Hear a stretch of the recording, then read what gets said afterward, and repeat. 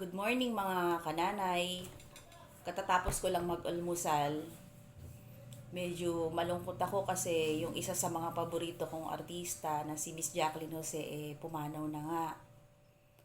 Um,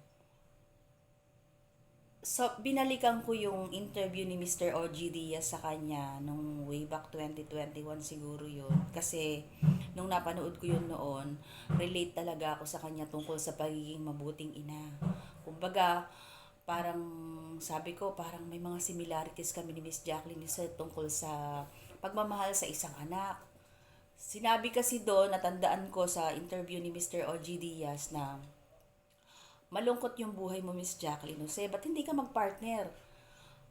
Sabi niya, hindi bali na lang.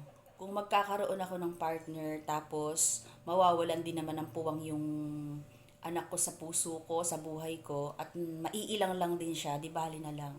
Ganun ko kamahal ang mga anak ko.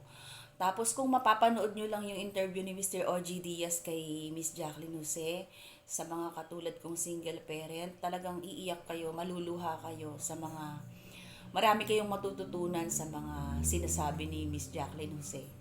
Ayun.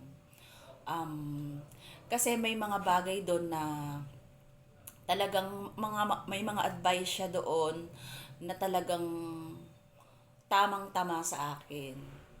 May mga may mga advice siya doon na talagang ako lang yung nakakaintindi, ako lang yung kung ganun ka, kung pinagdadaanan mo yung bagay na yun, maiintindihan mo at magiging kapaki-pakinabang yung interview na yun kay Miss Jacqueline Jose.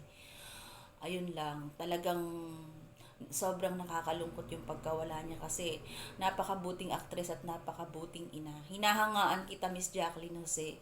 Pati ako ay nagdadalamhati sa iyong pagkawala. Ayun lamang po mga kananay, and thank you for watching.